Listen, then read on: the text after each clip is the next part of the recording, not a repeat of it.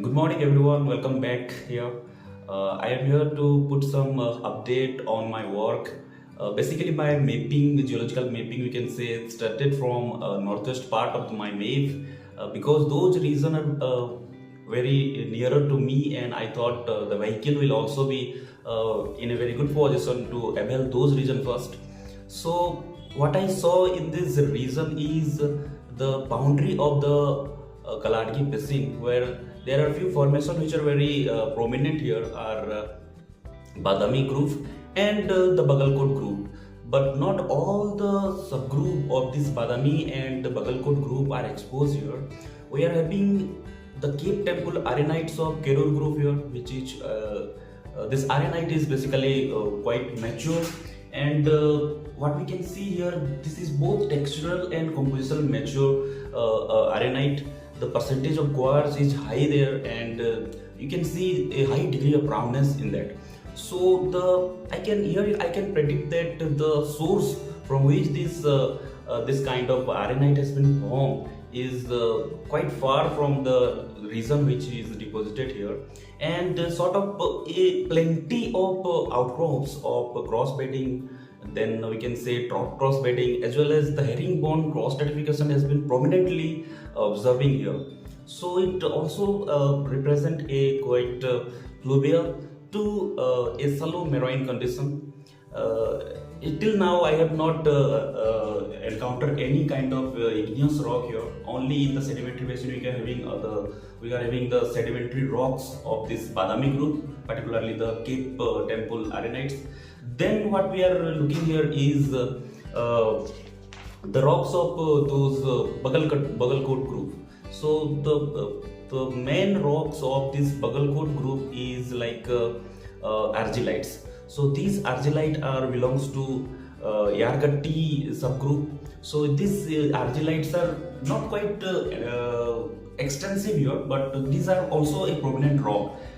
These are actually dipping like 20 to 30 degree, and from over which there are various blades like Torgal Tonda blades which are on the slope of that argillite. So basically you can predict that these regions are quite geotechnically unstable also.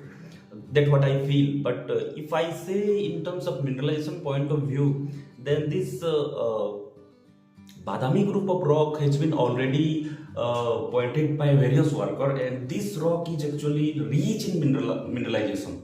So what I find is those are very mature rock, but still I am searching and still I am hunting for the mineralization because already there are various workers have been reported a good concentration of uraninite, bleach blende, and also coffinite from that rock. So if it is like that, then could be a sandstone hosted uranium deposit or uranium mineralization.